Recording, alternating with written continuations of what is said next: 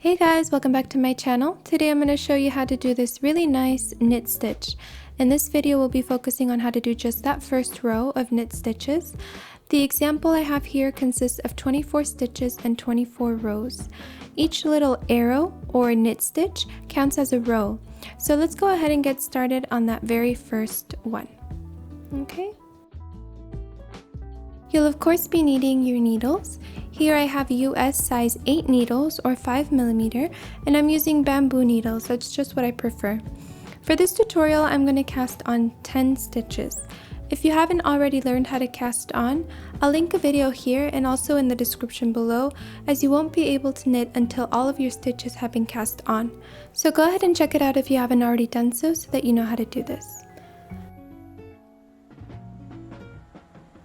So here I have my 10 stitches. Now when you cast on your stitches, they end up on your right needle, and to begin knitting, you're just going to transfer that needle to your left hand, making sure it's pointing inwards like this. Now temporarily hold it in place with your right hand while you adjust the yarn, and I'll show you right now what I mean. Go ahead and take the long end of your yarn and lay it over your pinky like this. You're then going to wrap it around once, and this will create a sort of ring for your finger. You can then close your hand into a fist and pivot your hand down. So the yarn is now lying over your fingers, and you can point out with your index finger like I'm doing here. So this is where you adjust the tension.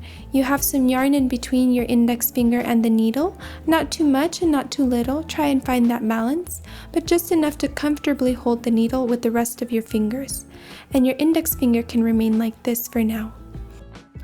Now your thumb and your middle finger will be used to slide the stitches up and down the needle. To knit, we bring them close to the tip. And as I'm sliding them up and down, I'm holding the tip of my needle with my other hand to avoid losing any of those stitches as they move. So like this. And just now they slid up really quickly. If I hadn't been holding the tip, they would have come off. So I'll ease them back down to where I want them. This is a good distance to begin. Go ahead and take your second needle in hand. As you can see here, the yarn is being held behind my left needle, so with the yarn in the back. This is very important. We can now begin knitting our first stitch. I'm going to insert my right needle into the first stitch.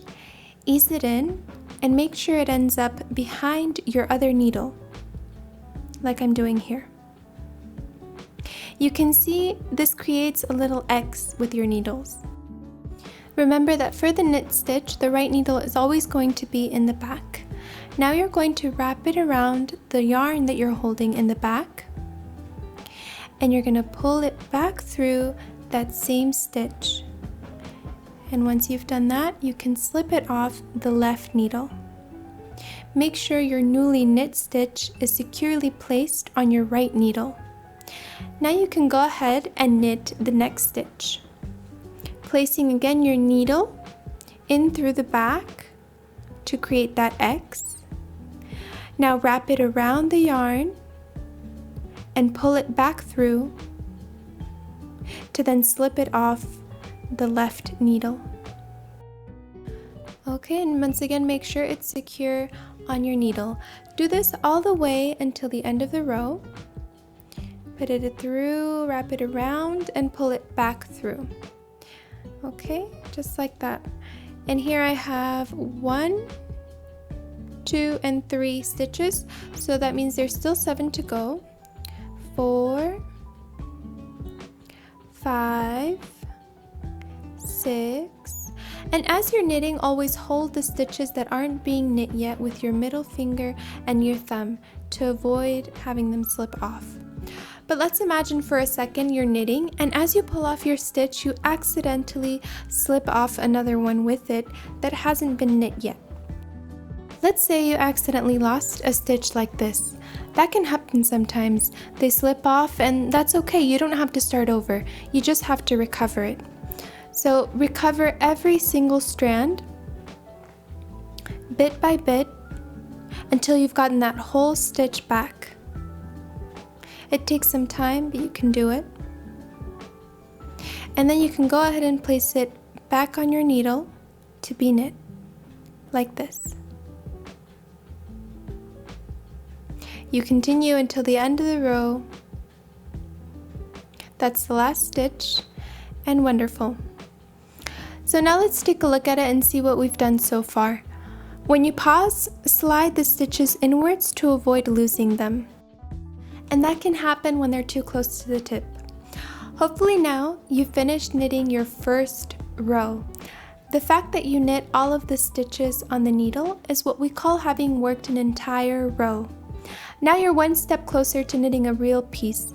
In my next video, I'll be showing you how to do a purl stitch, which you will need to achieve the pattern that you see here. This is the knit side, but you also need the purls, which you will see on the other side of the swatch in my next video. Please subscribe if you haven't done so yet, and activate the notification bell so you don't miss next week's video. Thanks for watching!